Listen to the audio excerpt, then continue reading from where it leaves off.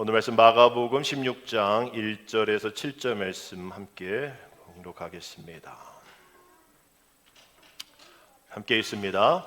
안식일이 지남에 막달라 마리아와 야고보의 어머니 마리아와 또 살로메가 가서 예수께 바르기 위하여 향품을 사다 두었다가 안식 후 첫날 매우 일찍이 해 돋을 때에 그의 무덤으로 가며 서로 말하되 누가 우리를 위하여 무덤 문에서 돌을 굴려주리요 하더니 눈을 들어본즉 벌써 돌이 굴려져 있는데 그 돌이 심히 크더라.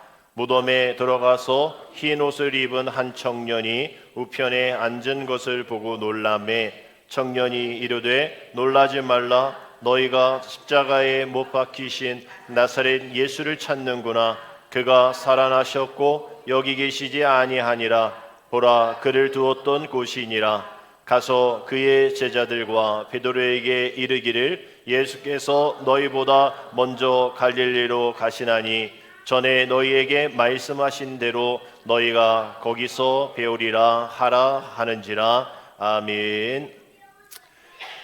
할렐루야. 우리 봄 기운과 함께 다시 맞는 부활의 계절에 부활의 기쁨을 선사하시는 희망찬 기운이 우리 가정과 또 우리 공동체 위에, 특별히 우리 한국교회와 또 전쟁 가운데 있는 온 열방 가운데에 있기를 주님의 이름으로 축복합니다. 그러한 마음으로 우리 앞에 옆에 계신 분들과 이렇게 인사합니다. 예수님 다시 사셨습니다. 예수님 다시 사셨습니다. 아멘. 부활주일은 우리 기독교의 최대의 축제이죠. 기쁨과 감사의 절기입니다. 부활절은 가장 중요한 절기이며 우리가 잊지 말고 또 간직해야 될 중요한 또 사건이기도 한 것이죠. 우리가 늘 죽음에 대한 얘기를 합니다. 왜냐하면 우리의 입술에서 늘 아이고 힘들어? 뭐라고 얘기하죠? 힘들어? 죽겠다. 늘 우리는 죽겠다를 입에 달고 산단 말이에요. 그런다고 진짜 죽나요? 안 죽잖아요. 맨날 입으로는 죽겠다 죽겠다 하면서도 정말 죽지 않습니다. 죽는 인생 살지 않아요. 그러면서 우리가 또 위급한 일, 어려움 당할 때 뭐라 얘기하냐면 아이고 죽을 뻔했다. 근데 진짜 죽진 않아요. 아이고 죽겠다, 아이고 죽을 뻔했다. 우리의 입술과 우리의 상황 속에서는 죽을 뻔하고 죽을 일 많고, 그래 찬양에도 이 세상 공고에서 죽을 일 쌓였구나라는 찬송과 가사까지 나와 있잖아요. 우리는 늘 입에 죽음이란 걸 달고 살지만 오늘 우리는 그 죽음이라는 이 의미가 세상에서 그냥 입술로만 고백하고 그냥 상황 또 자신의 형편을 얘기하는 그저 갖다 쓰는 그런 죽음이 아니라 예수님은 정말 우리의 죄를 위해서 죽으셨어요. 아멘. 죽을 뻔하셨다가 아니고 죽을 뻔했다가 아니라 죽으셨습니다. 죽으시고 다시 살아나셨단 말이에요. 다시 살아나신 그 주님의 은혜를 기억하면서 오늘 우리는 그 부활의 영광 가운데 기쁨으로 예배 드리게 됩니다. 우리 마태복음 27장에 보면 우리 예수님의 이 십자가의 여정 속에, 부활의 여정 속에 한 인물이 등장하는데 아리마대 요셉이라는 사람이 등장해요. 이제 요한복음 19장에 이분의 설명이 하나 나올 때에 이렇게 표현 나오고 있습니다. 이분은 참 지위가 있고 또 재산이 있어서 빌라도에게 예수님의 시신을 달라 했을 때에 이것이 평민이 이루어질 수 없는 일. 어떻게 빌라도 앞에 예수님을 죽이라 했던 그 빌라도 앞에 예수님의 시신, 그거 잘못하면 어떻게 할까요? 이런저런 얘기 나오면 어떡할 거예요? 그런데도 그렇게 자신의 돈을 들여서 또 어떤 자신의 지위를 또 자신의 어떤 새로 산 그 무덤을 주님 앞에 드리는 그 일들을 예수님이 제자도 아닌 그저 아리마대 요셉이라는 사람을 통해서 그 일들이 일어났단 말이에요. 그 예언이 어떻게 되어 있냐면 이사야 53장 9절의 말씀을 보면 그는 강포를 행하지 아니하였고 그의 입에 거짓이 없었으나 그의 무덤이 악인들과 함께 있었으며 그가 죽은 후에 누구와? 부자와 함께 있었도다 라고 얘기를 하는 그 이사야의 말씀까지도 하나씩 하나씩 퍼즐이 맞춰가는 그런 모습으로 나아가고 있습니다. 이 아리마대 요셉에 대한 이런 성경인 얘기는 아닌데 어떤 분이 이런 얘기 하더라고요. 그 당시를 한번 생각해 보면 아마 이런 이야기가 있지 않았을까라는 이야기를 하면서 어느 금요일 저녁, 그 당시죠, 우리 주님이 돌아가신 그날 아리마대 사람 요셉이 자기 집에 가서 부인에게 자기 가족의 그 무덤, 자기의 그 무덤을 빌려줬다라고 얘기를 했답니다. 근데 부인이 화가 나서 이렇게 얘기했대요. 아니 왜 상의도 안 하고 왜 남한테 그렇게 빌려줬어요? 이제 우리는 막 완성했고 그거 만드냐고 얼마나 많은 돈이 들었는데 그럼 이제 우리는 어디서 묻혀고 어떻게 그거를 해요? 라고 얘기했더니 요셉이 이렇게 대답했다는 그것이 핵심입니다. 그 아리마대 요셉이 이렇게 얘기했대요. 걱정 말아요. 주말에만 쓸 거래요. 이렇게 얘기하시는 거예요. 이거를 이해하시는 분은 대단한 믿음이 있으신 분들입니다. 아직도 이해를 못 하시는 것 같은데 예수님이 부활하셨잖아요. 그 무덤이 장기 렌탈 할 필요가 있다 없다? 없다라는 거예요. 이 정도의 센스는 갖고 계셔야 되는데 아리마대 요셉이 여보 걱정 마 주말에만 쓰시겠대. 얼마나 위트 있는 신앙입니까? 이런 신앙을 좀 배웠으면 좋겠어요. 아멘? 심각하게 있지 말고 오늘은 부활주일이라니까요. 왜 애들처럼 좀 신나봐야 애들 아무것도 모르잖아요. 걱정이 없는 애들 아닙니까?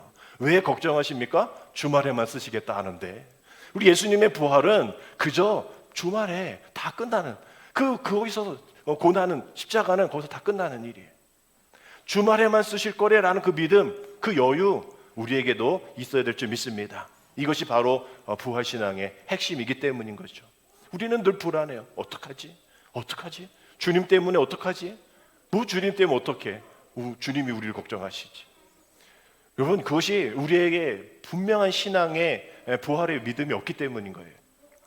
세상에서는 부활, 주님 어떻게 죽은 사람이 살아나냐 이런 얘기를 하면서 회의론적인 얘기를 몇 가지 얘기합니다. 그 첫 번째 뭐냐면 예수님 죽지 않았다는 거예요. 단지 기절했다라는 거예요. 두 번째 예수님 시신 그거 도둑 맞았다라고 얘기하는 겁니다. 그리고 세 번째 뭐냐면 그거 너네 동양인들 잘 알지? 어머니 돌아가셨어. 어머니 어디 계셔? 라고 물으면 내 안에 계세요. 라고 얘기하는 것 같이 예수님 분명 죽었는데 네 안에 있다라고 생각하는 것처럼 예수님 살아났다라고 거짓말 치는 거야 라고 얘기하는 그런 특별히 동양적인 감정을 이야기하면서 제자들이 그렇게 얘기하는 거야. 그 마음 가운데 있다라고 얘기하는 걸 가지고 부활했다라고 얘기하는 거 아니야 라고 얘기를 합니다.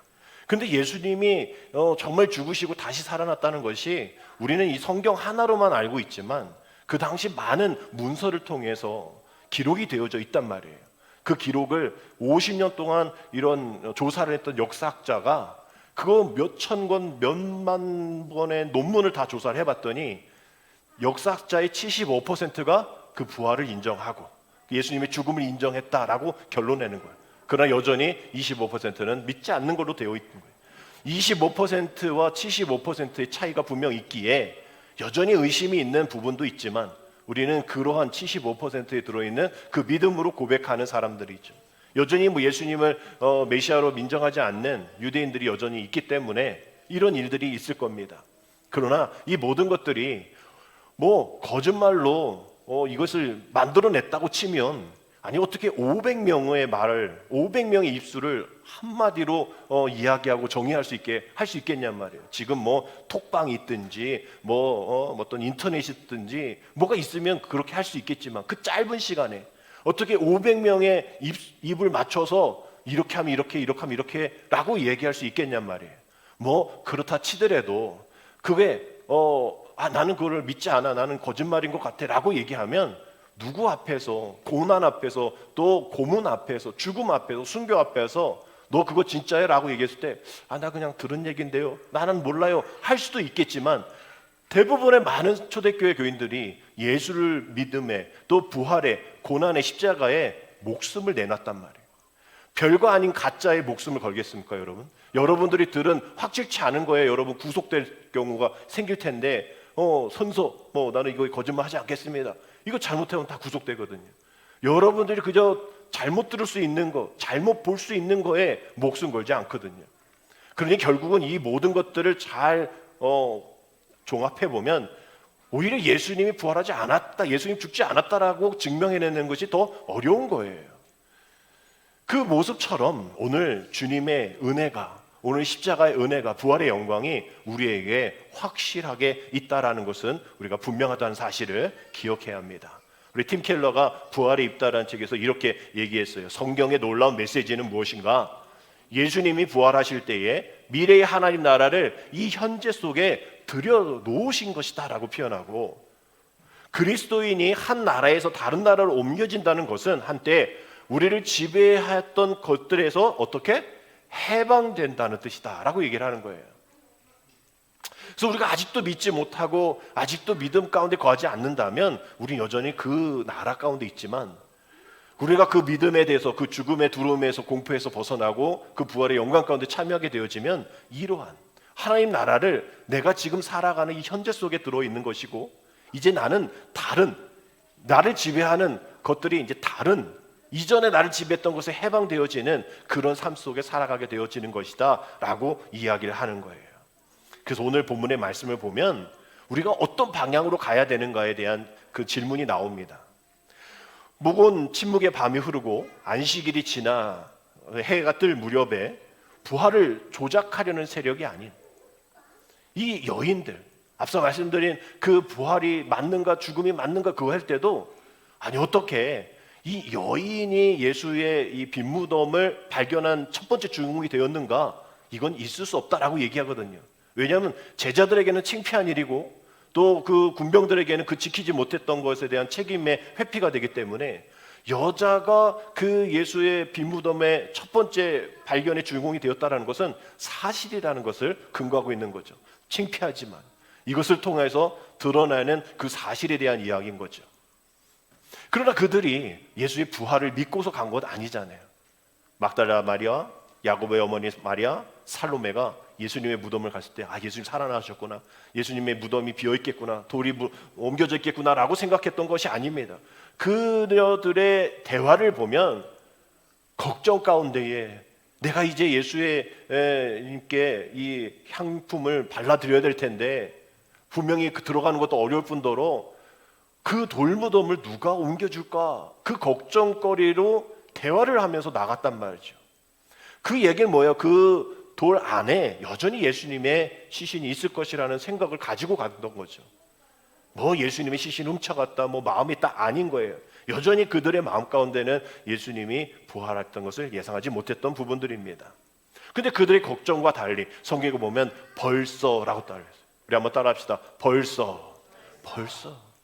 우리의 기도의 모습들이 마찬가지예요. 우리는 걱정하면서 기도합니다. 걱정하면서 달려갑니다. 그러나 그 주님이 어떻게 해주실지에 대한 기대는 하지 않아요.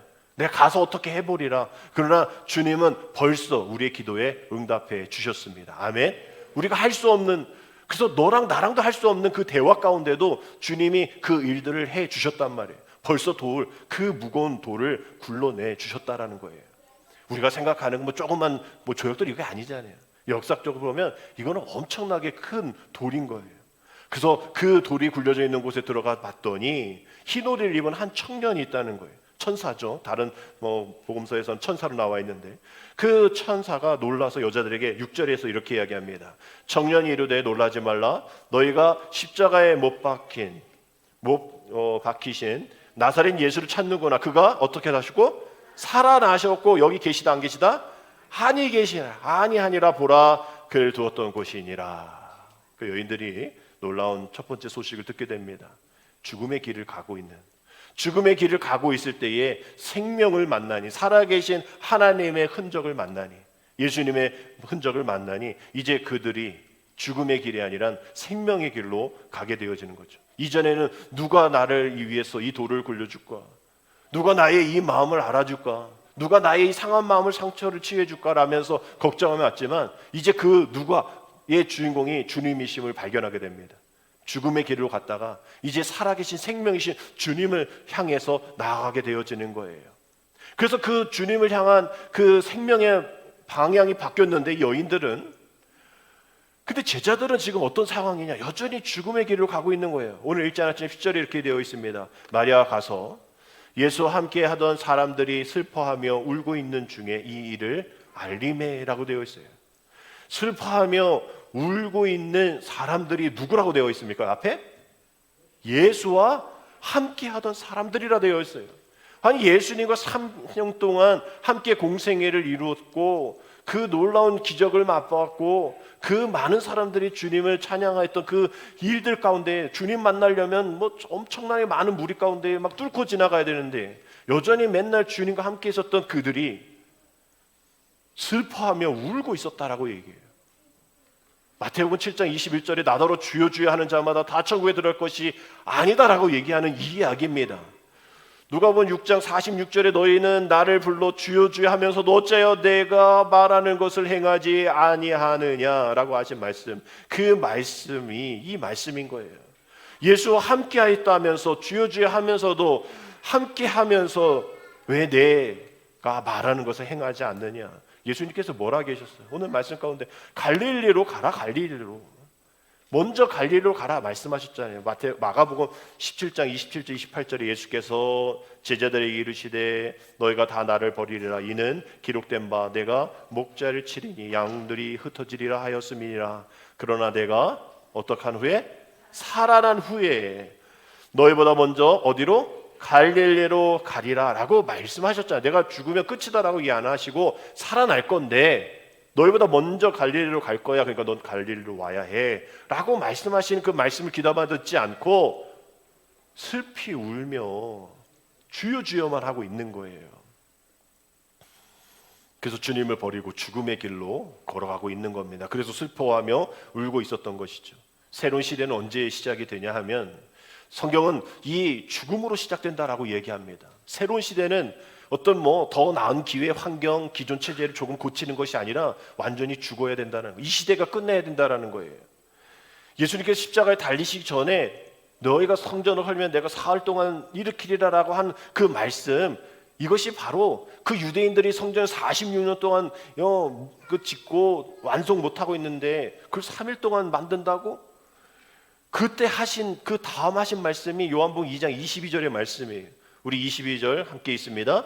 죽은 자 가운데서 살아나신 후에야 제자들이 이 말씀하신 것을 기억하고 성경과 예수께서 하신 말씀을 믿더라. 그제서야 기억하고, 그 예수님과 함께 했던 자들이 그제서야 기억하고, 그제서야 예수님이 하신 말씀을 어떻게 했더라? 믿었더라. 예수님이 돌아가신 후에, 그 죽음 이후에 기억하고 믿게 되어지는 것. 가나안 혼인잔치에 정결 예식 항아리에 물을 포도주로 바뀐 그 사건이 있잖아요. 이것도 역시 그저 한 잔치에 부족했던 것이 채워졌다 얘기가 아니라 율법 중심의 옛 시대가 버리고 이제 새로운 예수의 시대가 되었다라는 것을 알리는 첫 번째 기적이었던 것이죠.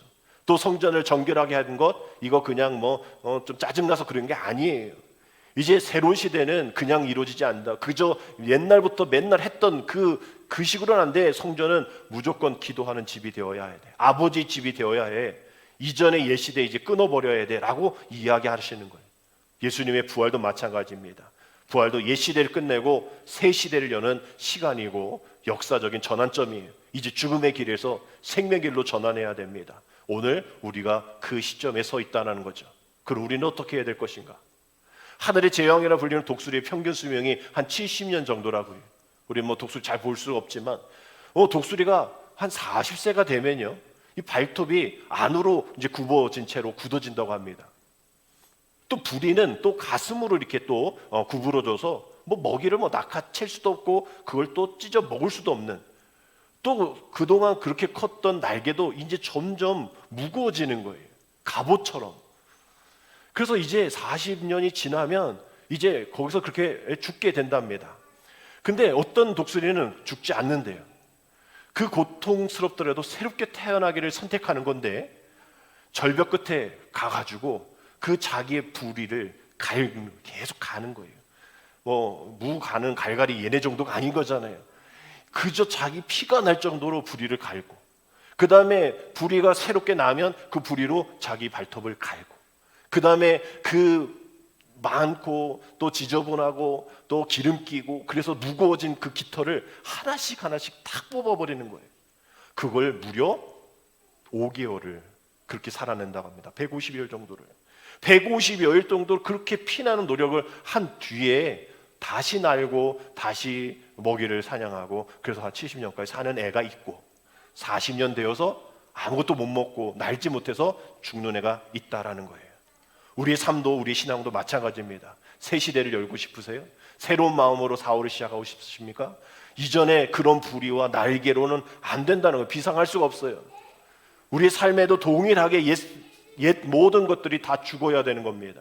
우리가 잘 외우고 있는 갈라디 2장 20절이죠. 우리 함께 또 외우겠습니다. 내가 그리스도와 함께 십자가에 못 박혔으니 그런즉 이제는 내가 사는 것이 아니요 오직 내 안에 이 그리스도께서 사시는 것이라. 이제 내가 육체 가운데 사는 것은 나를 사랑하사 나를 위하여 자기 자신을 버리신 하나님의 아들을 믿는 믿음 안에 사는 것이라. 아멘. 우리는 이렇게 사는, 내가 사는 건 아니라는 거예요. 내가 살면 그냥 죽는 거예요. 그러다가 죽는 거예요, 남들처럼. 그러나 우리는 그렇게 죽어서는 안 되잖아요. 그렇게 죽음을 향해 나가서는 안 되잖아요. 생명의 길로 간다면, 옛사람이 죽었다면 변화되어야 되죠. 방향이 전환되어야 돼요. 패러다임의 시프트가 되어야 합니다. 옛사람이 죽는다면 우리의 분노와 좌절, 원망, 한탄의 응어리가 이제 그것이 깃털이 되고 뽑고 불이가 될 때는 그걸 가르고, 그런 삶을 살아야만, 그렇게 하루의 절기로 이 부활절을 보내지 않고, 이제 주님이 부활하시고 바로 승천하신 게 아니라 40여일을 이 땅 가운데 제자들과 함께 부활의 주님을 보여주시면서 부활의 증인으로 살아가게끔 제자들을 다시 마지막까지 훈련시켰단 말이에요. 그게 이제 오순절 마가다라까지거든요. 오늘 부활절이 끝나서 끝이 아니에요. 우리는 계속 부리를 갈고 깃털을 뽑고 발톱을 갈아야 될, 우리가 믿음으로 전쟁 가운데 믿음의 승리를 하기 위해서 50일 동안, 여러분 다시 한번 부활의 50일이라고 그러거든요. 사순절이 40일 끝났다면 이제 더 긴 50일 동안 마가의 다락방에 예수 그리스도께서 성령을 선물로 주시겠다가 약속하신 그 약속의 말씀을 붙잡기 위해서 50일 동안 다시 한번 여러분들의 은혜가, 또 삶이, 또 모든 것들이 하나님께 초점이 되어질 수 있도록 나아가야 합니다. 그런 시간을 준비하며 우리 살아가는 삶의 방향을 다시 한번 재설정하는 새로운 출발점이 되어지기를 주님의 이름으로 축복합니다. 기도드립니다. 하나님, 2026년 부활절을 맞아 부활의 기쁨으로 세상에, 십자가의 사랑으로 세상을 치유하시고 부활의 능력으로 참된 자유와 평화를 선포하는 부활의 소망을 허락하여 주시니 감사를 드립니다. 우리를 어둠에서 빛으로, 절망에서 소망으로, 분열에서 화해와 하나됨으로 인도하여 주셔서 날마다 부활의 소망을 붙잡고 하나님이 주시는 새로운 생명을 경험하며 미래를 열어가는 우리 모두에게 인도하여 주옵소서. 예수님의 이름으로 감사하며 기도드립니다. 아멘.